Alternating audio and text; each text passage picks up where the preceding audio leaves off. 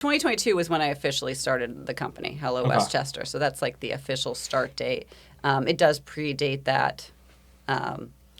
Those early ones, probably a good 5 or so years before that. But they don't think they continued. I think it was like I started and then I may have paused because I went back to work and then, full-time job. But I did do it for a while while working full-time. I would write them at night. So I did do that for a little while too. So, so it's been around for a little while. They're different. It's not even the same title. You'd have to probably know. Do you keep those? Do you still have them and everything? There are, because they're blog posts. Oh, so nice. they're somewhere. You just have to dig them up. And every once in a while, I think because I get this question, I've dug them up and I'm like, oh my God, it's so funny to go back and and sometimes I'm like, I kind of like the short version, but that ship has sailed. So, and then as I started doing it, then I started hearing more things coming on, and then I was like, I have questions, and I couldn't find actual information. I couldn't find it covered somewhere else. So then it started with more of me reaching out and reporting and talking, and that's so now it's grown to this whole full-length newsletter with a lot of original reporting. Tired of getting blindsided by hidden ticket fees? We've all been there. You find the perfect event tickets, but by checkout, the price has somehow doubled with mysterious service charges and processing fees. Eagle Eye Ticket Management is changing the game. The revolutionary approach, simple, transparent pricing. The number you see up front is exactly what you'll pay. No surprises, no extra fees, no taxes tacked on at the end. And because they're friends of the show, Talk of the Town listeners get an exclusive 10% discount when you mention our podcast. Eagle Eye Ticket Management, finally ticket buying done right. Some weeks it's hard to even find things just to clip. I'm like, come on, guys. Yeah. Get more stuff out for me. Make it easier. And what year was that? Did you actually put it out? Because I'm trying to remember what year I started looking at it. Maybe it was 20. I want to say 2022. Maybe. I think 23 for me. Yeah. Okay, so 2022 was when I officially started the company, Hello Westchester. So that's the official start date. It does predate that. Those early ones, probably a good 5 or so years before that, but they don't think they continued. I think it was like I started and then I may have paused because I went back to work and then full-time job. But I did do it for a while while working full-time. I would write them at night. So I did do that for a little while too. So so it's been around for a little while. Yeah, that's awesome. But not official for. Yeah. That's what I keep telling myself. It's only officially 3 years now. It's definitely official now, though. Oh yeah, definitely. Yeah, kind of curious, what does your weekly, what does your process look like behind the newsletter, from finding the stories to getting the publishing? Kind of talk us through that. Yeah, and I've started to get more official about it because otherwise it gets really, really tight by end of week. The weeks definitely have a flow. Early week, I'm more laid back, more relaxed. I'll start, and I should this week's stories. I have planned out the main story. So this week we're going to be talking about the sewer system in Westchester, which should be very exciting for everyone. I know, but it's actually kind of an interesting story. It's overcapacity, and it's really it's holding up. So we're not getting some new businesses that were anticipated because they can't hook up to the sewer line. Wow. So that's a problem. I know it's a especially problem if you're trying to open a business. Yeah, and you've been hung up for a while now, and all you need is they're not. These aren't the big apartments which are causing the problems, but this is just a regular. Just need a hookup. And they can't get hooked up. So, so we'll be looking at that this week. So I figured that out. So that's the main story. Going to write that. And then I start backfilling with other stories. Some that have been sent to me, smaller ones, try to get them written. And then we start looking what else is out there. What is, who's posted something to social that needs to be shared, who's posted to what's in the paper this week, what's covered, who's made press releases, that kind of stuff. And I start backfilling. So then I do a lot of writing between now and then Thursday is hardcore writing, trying to do all it, fill it in. It goes to my copy editor. I got a copy editor. She's actually the former director of the Westchester Public Library. Oh, and cool. she started helping me out a year or so ago now because proofing was one of my weak points. So that's Can't been do it all. huge You can't helpful. do it Yeah, all. I know. When you look at the same copy all week long, it's hard. And Yeah. it gets so long, it's hard to catch things. You just And you want overread. a second like pair of eyes on it too. Like no matter what, even if Yeah. you're the best, like, Yes, you do. 100%. like other You people are do. seeing it differently and or Yeah. wording even. Yeah, and especially as it's grown. When it was smaller, it was like more forgiving. But now with more people viewing, and I'll get this a lot in social, but people take things differently. And sometimes, and my writing is a little more casual. It's not, so sometimes I will make a little snide remark or, and I used to do more of it. I've slowed it back a little bit. And sometimes she'll catch it. She'll be like, do you really want to say that? I'll think it over. I'm like, maybe that was a little harsh. Maybe we can cone it back. So she's been good for that too. But that goes to proofing on Thursday night. She does it overnight. And then Friday morning I build. So that's also really intense morning of trying to get everything into the newsletter. And then promo goes out by 11:30 and promo on Facebook at around 12. And then after that, I go for a run and just good. run out the week's stress. And Yeah. then Friday afternoons back to being relaxed, and I can chill out and try to wrap up the week and, meet with people. That's a good time for like interviews and stuff and like trying to reconnect. So, but yeah, so that's definitely how it goes. And it definitely has a flow to the week. Perfect. Yeah. You gotta have. I feel like you have to have some sort of system. Like I put out a newsletter every week too. It goes, Do you? it Wow. goes out every Good for you. Thursday for all my past clients or anything like that. But at least I have, and I know I have to put it. I feel like it's just on me to put it out. I don't have like subscribers or people that know it's coming out. I'm sure there's a couple people that care, but it does take. It's a process. You have to have a template and going through that. So I feel like I know a little bit about it, but it's interesting to see like from your perspective because like the pressure is on you because they're literally expecting it. Yeah, exactly. And people. I mean, I got emails from people at 11:40. I didn't get my issue today. I was like, I haven't sent it yet, guys. Give me a second. I'm 10 minutes behind this goodness. week. I was like, it's coming. I promise. I guess that's probably a good thing too. Like Yeah, that people it's- obviously care. Yeah. And Yeah, they're yeah. looking forward to it. No, much. that has been great. Yeah, that people are passionate about it, and I've got the new newsletter system, and it's like, especially with the paid subscribers, which are the more, supportive, I guess. It's like open rates are 80% in the first hour, like so. Oh my gosh. Wow. Yeah, so of all the people, and the open rates all for paid is like 90. So, like a lot of them are opening almost as soon as they got it, which was really kind of an interesting insight to me, but kind of was cool. And, people, I guess, have gotten used to the timing of coming on Friday morning. I don't know if that was the best decision in my view to do that, but that's when I could get it done, and now we're kind of stuck I think there. that makes sense though. I like the Friday because people are more laid back and they're like trying to see like what's going on for the weekend and stuff. Which I think it's all kind of worked out. Oh, that's good. Yeah, because people are like, can you do it Thursday? And I was like, I don't know that I can, guys. I just don't know. That'd be change up I know, everything I for was your like- schedule. That'd be so tough. That's so cool though. I 90%. Oh my god. Yeah, that's insane. I Yeah, feel like I've never it's even heard of like Yeah, statistics like that. pretty That is high, like. yeah.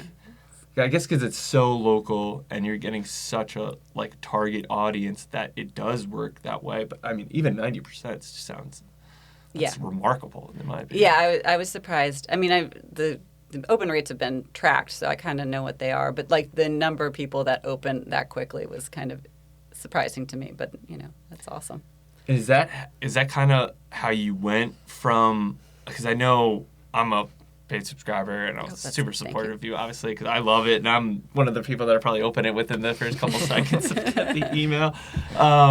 But like, how would you go from like the free to the paid? Like, how was that transition? Did you get a lot of like people like, oh my gosh, like push back on, hey, I don't want to pay money. I thought this was free. Like, how did that all go about? How did you come to say like, I want to do the paid subscription?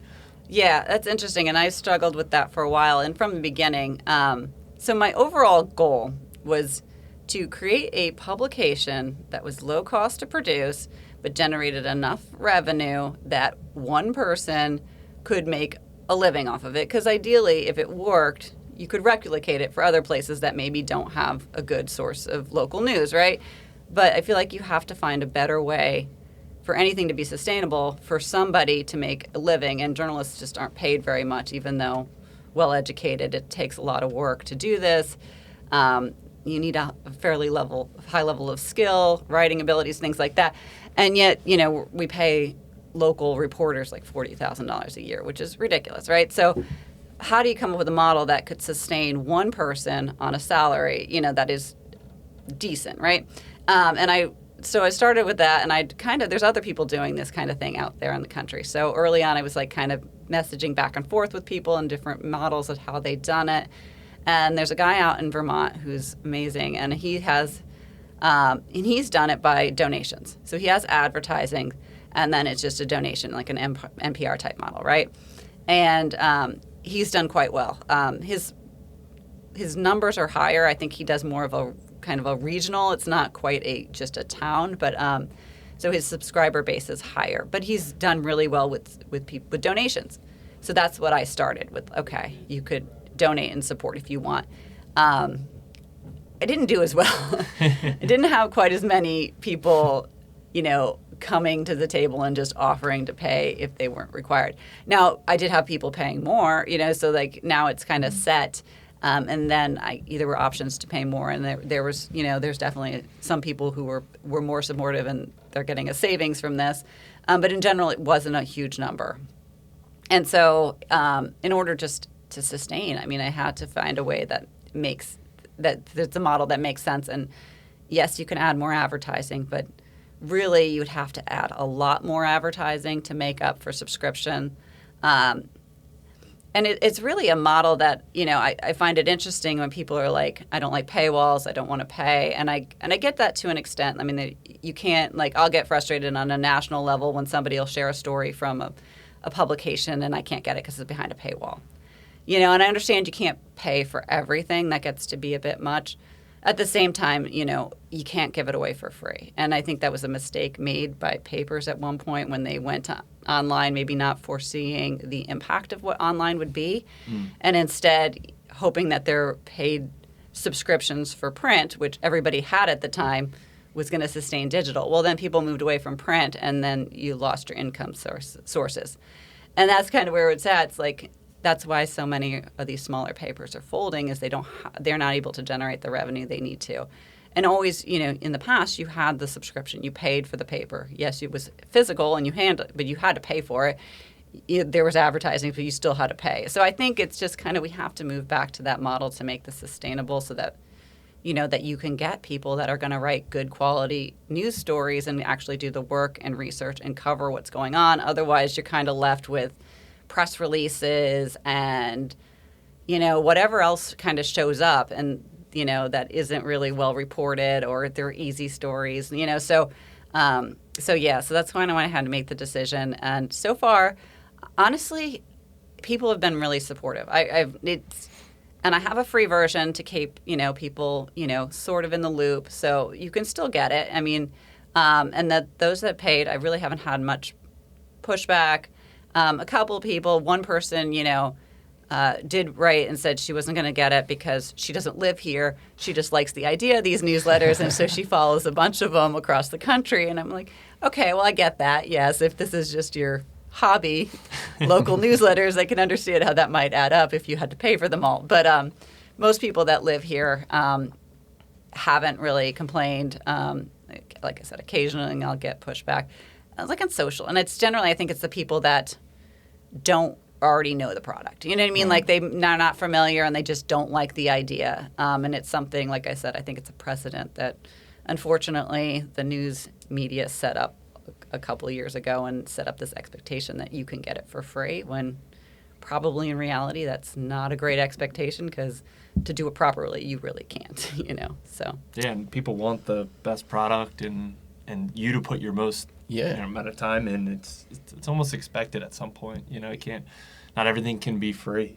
Right, and that's the thing. Like we don't expect other things for free. And I actually had a local business owner say that to me one time. Was like, because she wanted coverage, and I was like, oh yeah, I have ads, and she's like, oh, I don't want to pay for it. I'm like, she's like, I got to make a living. I'm like, I didn't say it, but in my head, I'm like, so do I. you Right. know, like Yeah, 100%. Some So- people just don't get it though, no matter what, and it is what it is. Yeah, you know? it is. It's like it's a learning curve, and like I said, I get it. You know, obviously, that it's been done like this for quite a few years. So people are used Right. to getting it for free. So it's going to take some time, but Well, it seems like people love it. If you have a 90%, that's like, what I people said. that love Yeah, it, they love if it. people are and- happy with it, then they don't mind. So that's what I just Yeah. keep telling myself.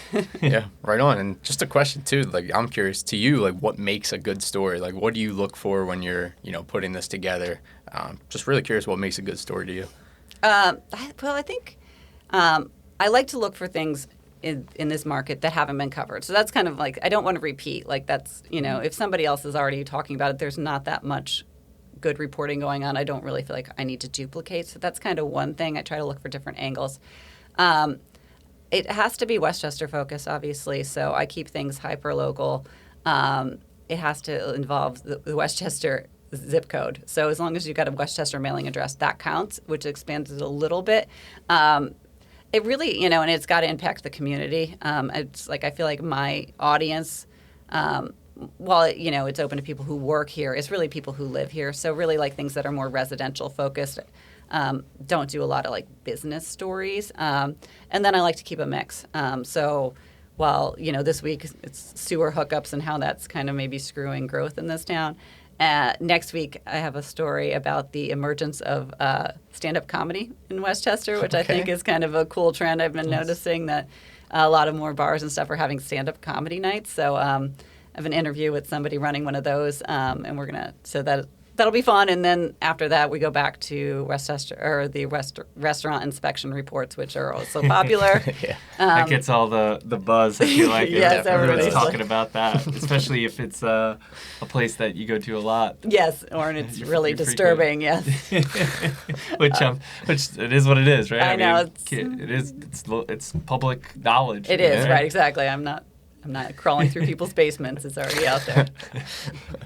That's all. How do you go about getting like the new? Are you encouraging people to reach out to you and say, hey, like here's some good info or a scoop? Like, do you need that? Do you want that? Yes, I do want that. I do love that. I try to put it in the newsletter, like so people can kind of reach out and share. And people have been great, and that's really one thing as it's gotten grown. I'm getting a lot more people sending me story ideas and scoops and like insight, tips about, good and bad, like I've gotten people tattling about like things that are going bad. And then people that'll share good news about somebody who's done really well. Or somebody wrote in because their daughter got placed in the Philadelphia Walnut Street Theater's production of A Christmas Carol, so nice. I was like, that's cool, Yeah. that's professional. So yeah, it's kind of a mix, but it's been great having people like share and tip, especially as I think things have been harder to find externally. I can dig up some stories, but some of these other stories, it's nice when people just send me a line and say, hey, did you know that? Or, hey, we did this and this is cool. So All right, so I really love we need that. our Westchester peeps. If you have some good info, positive or negative, please reach out to Cara and let's get that information out there. Yes, anytime. Help her feel help free you, to, yes, give me a tip. That's funny. How and to kind of go off that, like some of the negative stuff, if someone is coming to you with that, like how do you take that in, and do you like are you getting pushback from people too? Like you posted something, are people coming to you like super mad? Because I post something on like Threads this week a couple times, and I had people very mad at me, swinging my words, like completely just calling me out, on just some basic stuff. Like I can't imagine, like when you're talking about some people's livelihoods in a very small town where everyone's talking, right? Yeah. Are people like, how do you deal with that? And are people like mad? Yeah, I mean it varies. Occasionally, yes, I will get the angry email. Social's the worst. People will say a lot of things on social that they will not say directly, so I won't necessarily get it. But we post it on social, and it gets you'll get a lot of comments and engagement. Even this past week, wrote a story about downtown Westchester, the Westchester Business Improvement District is coming up for its 25th anniversary, and it comes up for renewal every 5 years. So it was kind of a story about where Westchester has come in 25 years, and 25 years ago was a very different downtown than today. And this was partly my own fault, but writing it up on social, I condensed that whole story into like a few words, and people took a little bit of offense to that and said, it was kind of, and I was admittedly oversimplified it, but, it was like there's a full story that tells more, but yeah, people do take offense occasionally. And I think the worst was Split Rail Tavern, and I don't know if you guys remember that. Oh, yeah. Mm-hmm. 100%. So Split Rail Tavern. Couldn't forget it. Yeah, Most people, especially if you're going there a lot. You can't get those images out of your head, yeah. Well, I stopped going for like the last year that they were there. Luckily, I think the service was going downhill anyway, and I think everyone kind of got that feeling if you went there a lot. Yes. So, but yeah, that was obviously a big thing in Westchester, especially with some of the news that came out. Yeah, so they got closed down, and they put the door, they posted, the health department posted it on the door. Well, I broke the story, essentially, and put it on there. Like, they were already shut down. They already had the health department notice on their door, but I put it in the newsletter. And yeah, that kind of got on, especially on social, people coming off. I had people DMing me with threats, you know what I mean? They came out hot, and then it kind of calmed down, and then, they came back, and then we ended up setting up a meeting with the ownership of Split Rail to kind of give their side of the story. I like that. I like it. Like exactly. That's what we went back. It was there like, is another side of the story. Yes, 100%. And that's kind of what I had said to this gentleman. I was like, well, if he's willing, I'm happy to tell their story. You know what I mean? Like, I can't take away the news. I'm sorry, that's fact. You're shut down. You want to go tell what happened? That's great. And yeah, so we ended up arranging that, and I met and went to Split Rail and went through. It was after they had kind of cleaned everything up, and they explained the whole story and the neighbors and how they got all those cockroaches in there. Oh boy. Yeah, it was an interesting conversation, and I think it was effective. I think people. It was much better to address it, you know what I mean? And like give people the full story. I think people were more understanding of the situation and what had happened. Obviously, it was not enough to make them come back. It was a huge loss being shut down. Yeah. As you noted, business was already on the decline heading into that. So there was a lot of other issues besides that was affecting Split Rail. But yeah, that was one of those. I was at the beach, and I was like getting all these DMs of like, I was like, Jesus, these guys are like, I'm like, yeah, that's and it is a small town, and I swear, like, if people probably know where I live, I'm like, man, some of these days, but yeah, gotta get my phone and look at the cameras, make sure no one's throwing stuff in my house. Like, what's going on? But yeah, but it worked out. That's kind of probably part of the fun for you, right? Like, you get a juicy story like that, isn't that's like a little bit of a thrill. Yeah. Kinda. It makes me nervous. Yeah. I was like, maybe I'm not a huge thrill seeker. I like being the first of the story, but then putting it out there, that's usually why I go for a run on Fridays after. It's like, because I need to get off the stress and not be on my phone waiting to see what the comments and the feedback is. You know what I mean? Like, it's better to get away. And most weekends it's fine. But yeah, there's occasionally, it's like, it is only me. So it's also how you wording things. You know what I mean? You don't want to have the general story correct, but somewhere in there misstate something or maybe use the wrong words. And that's why it's helpful to have a second pair of eyes too. But like even with two pairs of eyes, there can always be that pair of eyes that sees it from a wholly different perspective, and they're going to take offense and they're going to call you out, or God forbid I get it wrong. And that has happened too, where it's like something's not, like you think it's right, but something's a little off, and you're like, oh, geez, I feel, you feel really bad, and you're just going to have to fix it. But like, and it happens. People, we're human.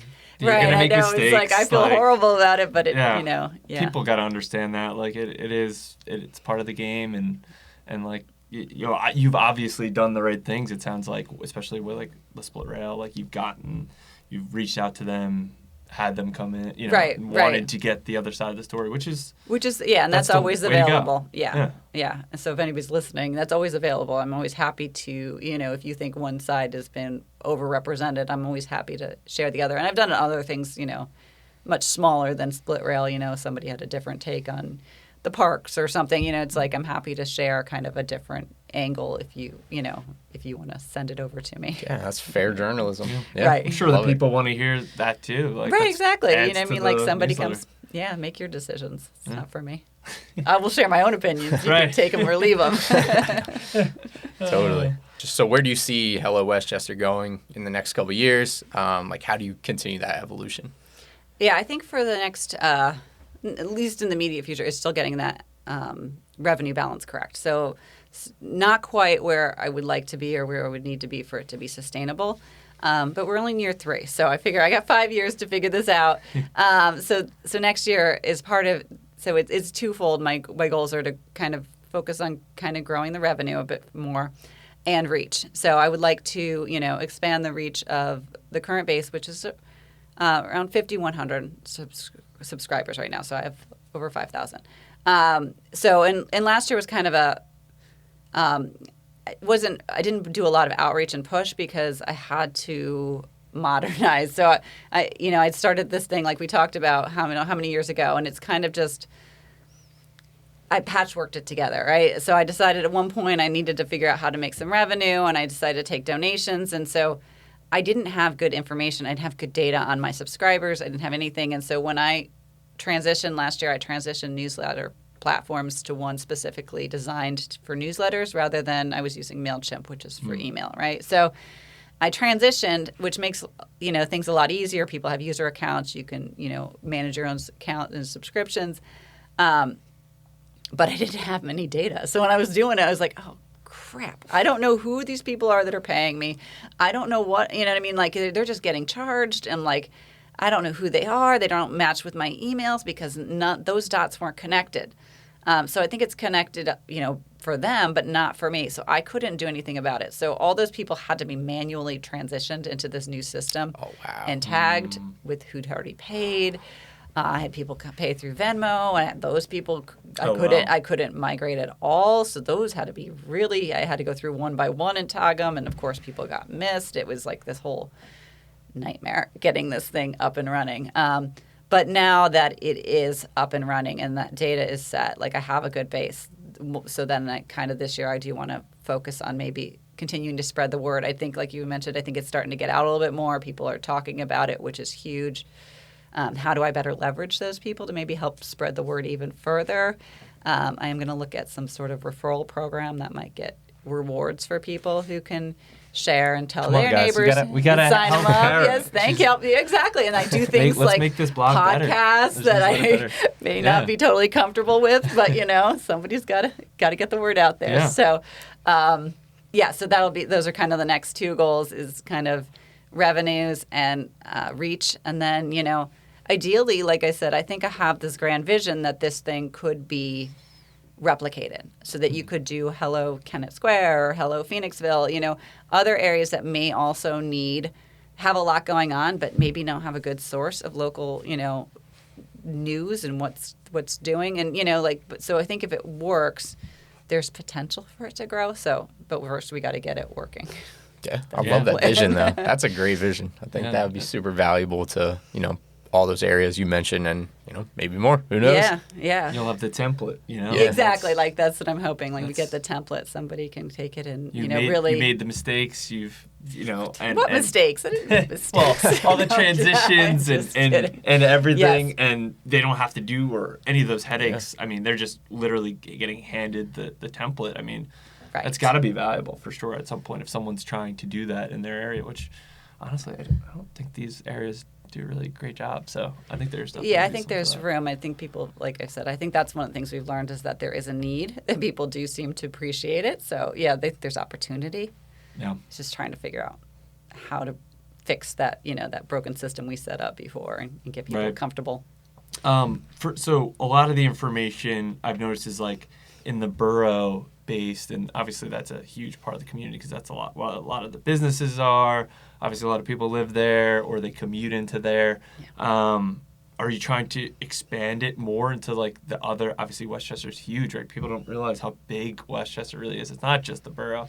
How do you expand it and get it even bigger, like of the outlying businesses and people and information of that?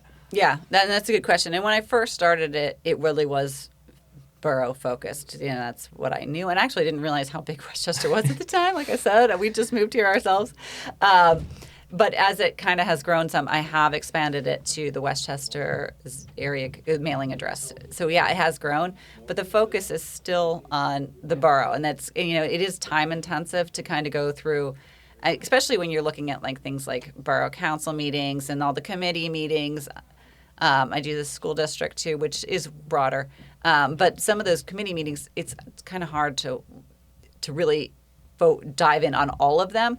But I do like to cover the larger areas, and so that's one of those areas that really is helpful when people can kind of give me tips and heads up. And I work with West Coast and Sunshine, who's been covering West Goshen areas. She really digs into their meetings, flags things, and she's been super helpful.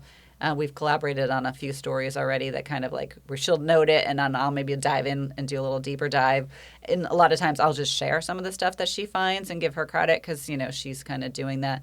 But yeah, so those areas, like, yeah, that's where it's like could be helpful when people give me tips, especially on bigger things. But and I have people have reached out about, you know, land that's going to be put for sale and probably subdivided, things like that. So yeah, so if you live in the broader area and you have tips or know something that's going on or coming in, you know, again, feel free to reach out. Give me exactly. You want to see more coverage outside of the borough, then you send it over and I will cover it. Let's get those people heard, you know. Yeah, and those people got to speak up. That's right. And I did the Westtown East Goshen Police Force. I got a tip about their police, the police chief resigning early, which I guess the news wasn't out yet. So I showed up at her closing ceremony that they do for the cops.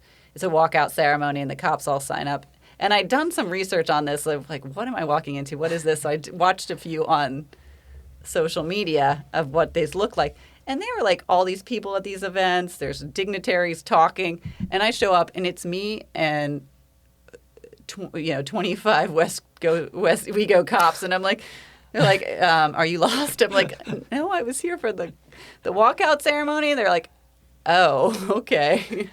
Yeah, so it was interesting. That's cool. So it was a little bit quieter, but that was because somebody shared it. So there you go. I was there. Yeah. I was able to talk with the outgoing chief and at least give her, you know, a space to share, you know, what she accomplished. And, you know, now we know a few more WeGo police officers, which is nice. But, yeah, so that was something that I would totally have missed if somebody hadn't kind of given me a heads up. It's good to get good to get your voice out too. Like if you're just reaching out as yourself, not even a tip about somebody else. Like, hey, if you're trying to, you know, reach out and say like, you know, something's going to come up or news or something, like get ahead of it or get on top of it. It might be smart to. Yeah, and it can be, you know, anonymous or non-anonymous. I mean, if you want credit, I'm happy to do that too. If you don't, I'm happy that's just to walk that's just to go off of it and not. That's a fair point. Nobody has to know that you were.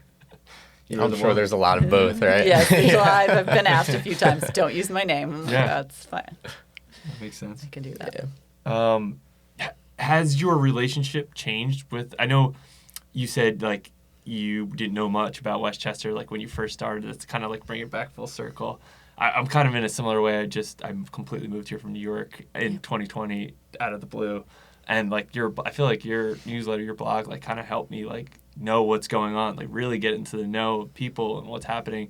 How has that like kind of changed your relationship with Westchester? Have you like grown closer with the community and the people and businesses now?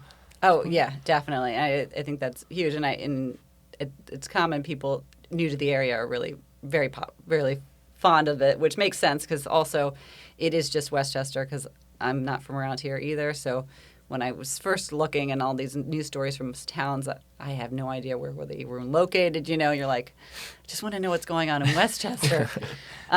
So yeah, and yeah, like now it's, of course, you go down and like, I'll bump into a lot more people. Plus, I have kids in elementary school now, but I feel like it's a lot more of a social thing where it's like you go almost anytime you go out, you're going to bump into somebody which is nice. It makes it like a lot smaller town feeling.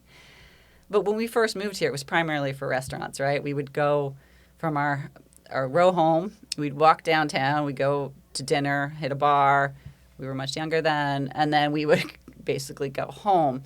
And, now it's like I appreciate not only that scene, but the community. You know what I mean? Like the idea that how people are engaged, you know what I mean? You can go out any time. People are out running or biking. The parks are always, most of the parks are pretty full. People are out there doing things. I do love when I post things like there's a pay it forward section, kind of gives people ideas of maybe ways to quickly and easily give back. I've heard from the nonprofits that, they've seen a big uptick every time if I post something in there, which is, I think that's great when people it's like just a generous community and people want to get involved and I love that. I love that about the town. I love that about the newsletter. I love when people say they see something in there and then did it. I love when neighbors read it and then they tell me, oh, I was chatting with my neighbors about it, that weekend, we were discussing, because I love the idea of people knowing your neighbors and that sense of community and kind of just having that and chatting and engaging, you know what I mean?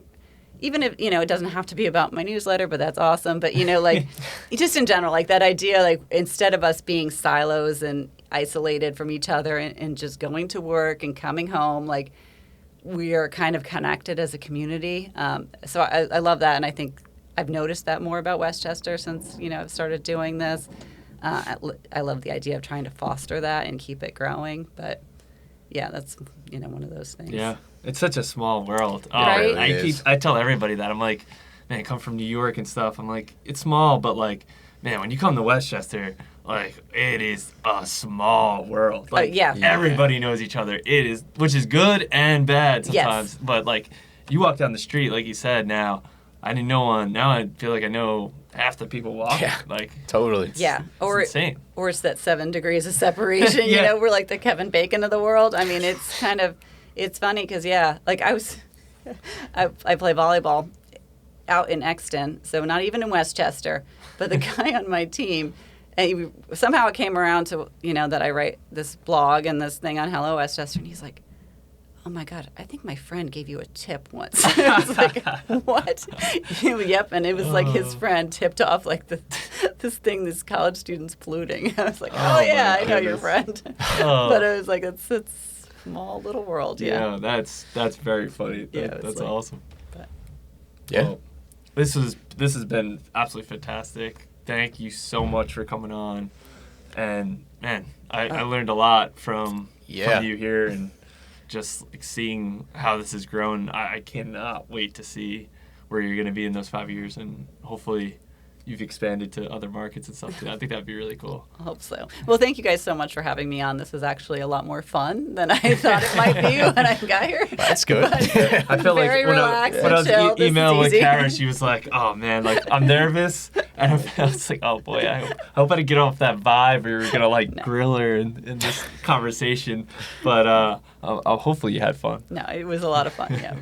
And maybe we'll have you back on one day here and get to the next level. Yes. Yeah. So, and you'll have to keep me posted so I can help spread the word. We will let people know when the podcast's alive. For sure. Yep. No, absolutely. Thanks so much. Awesome. Thank you. Well, thank you. Sweet.